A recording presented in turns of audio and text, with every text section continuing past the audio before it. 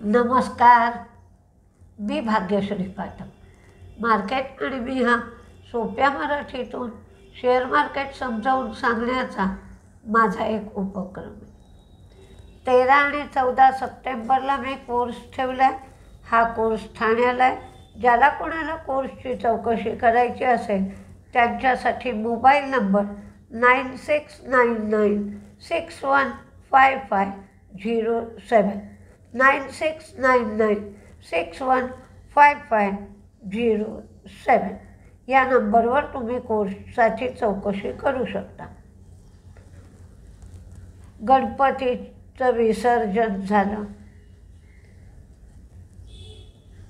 मोठा उत्सव झाला, उत्साहात उत्सव झाला, पण काहीशा दुःखी मनाने आपण घरी आलो. काय म्हणलं? निरोप घेतो देवा आता, आज्ञा असावी, चुकले आमुचे काही त्याची क्षमा असावी. हेच मार्केटला सांगावंसं वाटतंय का आत्ता? की बाबा रे, रोज तू का पडतोयस? चुकले आमुचे काही त्याची क्षमा असावी. मार्केट बाबा चालायला लाग आणि गणपतीला सांगावं की बाबा सगळी विघ्न दूर कर. अशीच वेळ आत्ता सध्या आली आहे असं वाटतंय. ओपेकची मीटिंग आहे आणि सौदीचा मार्केट शेअर कमी होतोय म्हणून 1,35,000 एवढं उत्पादन वाढवलं जाणार आहे. 1.37 एवढं लाख बॅरल पर डे एवढं उत्पादन वाढवलं जाणार आहे. उत्पादन वाढवलं गेलं की आपोआप क्रूडचा दर पण कमी होतो. तर क्रूड 65.83वर आला आहे आणि याचा फायदा HPCL, BPCL या कंपन्यांना पोचतो. चेन्नई पेट्रो. त्याचबरोबर फॉरेन इन्व्हेस्टर्सची विक्री तर काय थांबलेली नाही. 1,305 कोटीची विक्री आहे. तर डोमेस्टिक इन्व्हेस्टर्सची खरेदी आहे 1,821 कोटीची. बॉन्ड यील्ड कमी झालं आहे, 4.09 एवढंच आहे आणि डॉलर इंडेक्स पण 97.91 एवढा झाला आहे. सप्टेंबरचा हा दुसरा आठवडा थोडासा बरा जाईल असं वाटतं आहे. ट्रम्प आता मिठाचा खडा तर बनले आहेतच, पण थोडं शहाणपण येताना दिसत आहे. निदान बोलण्यात तरी शहाणे झालेत. नथिंग टू वरी अबाउट असं ते म्हणत आहेत. त्यांच्या बोलण्यावर काही फारसा विश्वास ठेवण्यात अर्थ नाही आहे. त्यांचेच काही सहकारी सांगतायत की भारताने सॉरी म्हटलं पाहिजे. कोणत्याही धोरणामध्ये त्यांच्या स्थिरता दिसत नाही आहे. जॉब डेटा खराब आहे. 75,000ची अपेक्षा होती ती 22,000ला आली आहे. जपानमध्येही गोंधळ आहे. इशिबा यांनी राजीनामा दिला आहे. मार्केट 20 दिवसाचं मूव्हिंग ॲव्हरेज आणि 50 दिवसाचं मूव्हिंग ॲव्हरेज या 2 टप्प्यामध्ये सध्या फिरत आहे किंवा पुट रायटरचा झोन आणि कॉल रायटरचा झोन यामध्ये मार्केट आहे. आज फार्मा कंपन्या ज्या आहेत त्या फार्मा कंपन्यांना 483 इश्यू केला गेला आहे, त्रुटी दाखवल्या गेल्या आहेत. त्याच्यामध्ये अरविंदो फार्मा तेलंगणातल्या बचीपल्ली युनिटचं इन्स्पेक्शन झालं होतं. त्याला 483 8 त्रुटी दाखवल्या आहेत. पण डेटा इंटिग्रिटीचा इश्यू नाही आहे. सगळ्या त्रुटी प्रोसिजरल आहेत. PNB हाऊसिंग 5,000 कोटी उभे करणारे. झायडस लाईफ झारोड गुजरातचा जो इंजेक्टेबल प्लांट होता याचीही USFDAने तपासणी केली. त्याच्यात 4 त्रुटी दाखवल्या. स्पाइस जेट रिझल्ट खूप खराब आला. फायद्यातून तोट्यात गेली. रेव्हेन्यू कमी झाला.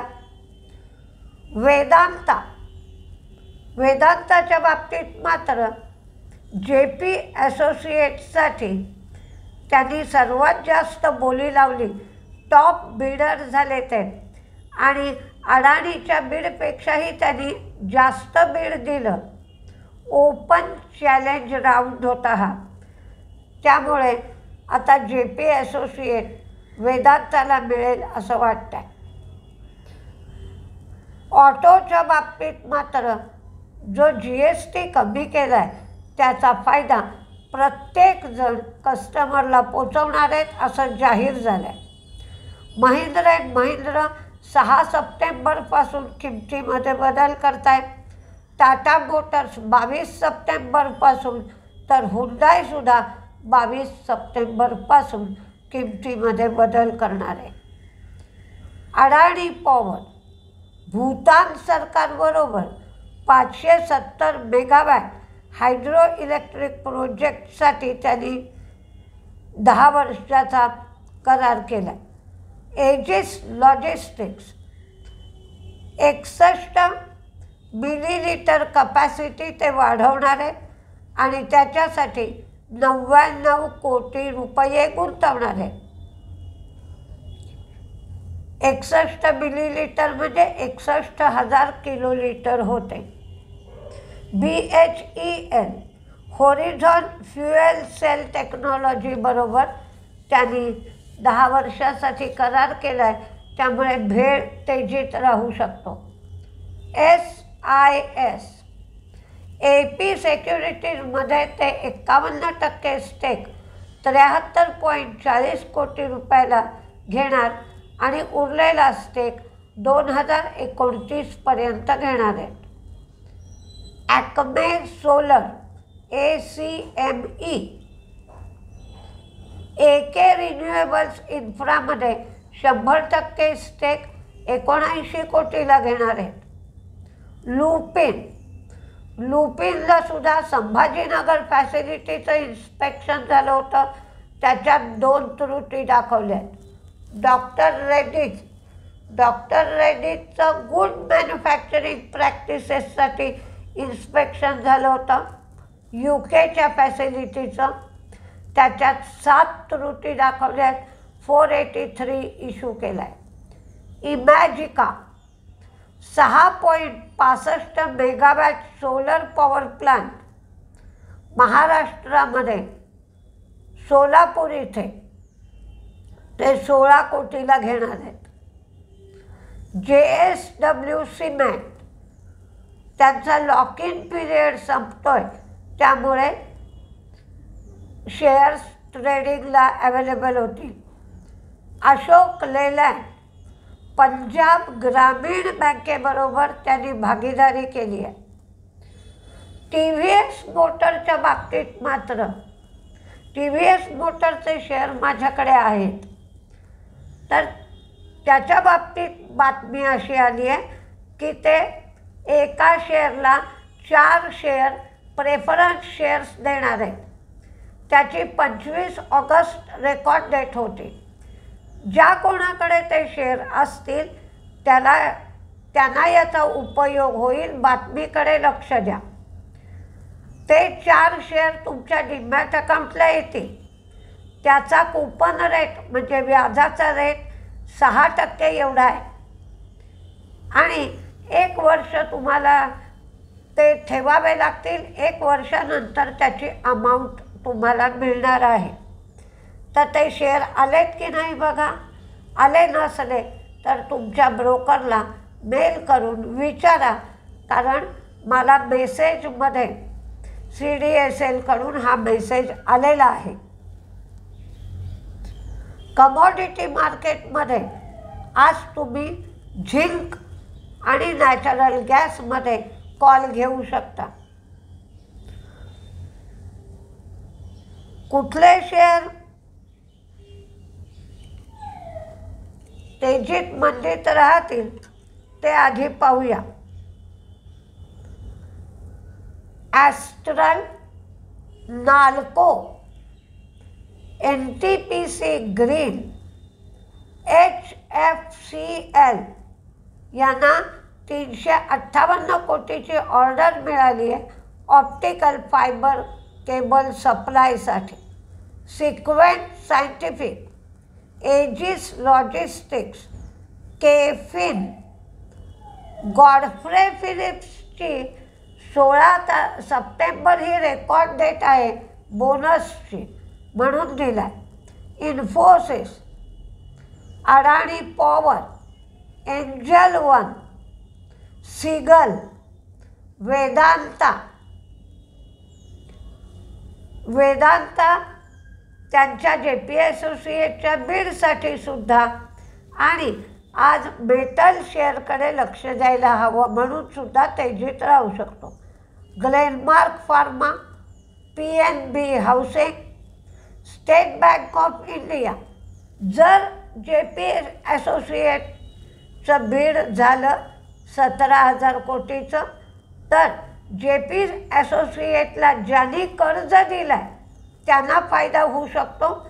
तर JP असोसिएटला स्टेट बँकेने आणि ICICI बँकेने कर्ज दिलं आहे म्हणून दोन्ही दिलं आहे. सुवेन फार्मा किंवा कोहान्स लाईफ. सुवेन फार्माचं नवीन नाव कोहान्स लाईफ झालं आहे. Aster DM, Amber, Prime focus,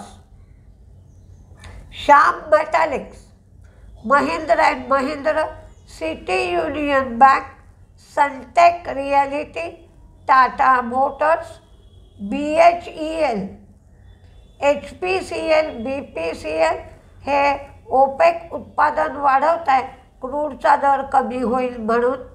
Tata Steel, BEML, Max Estate हे दिल्लीमध्ये साधारण 7 एकर जागा घेणार आहे 534 कोटीला म्हणून दिला.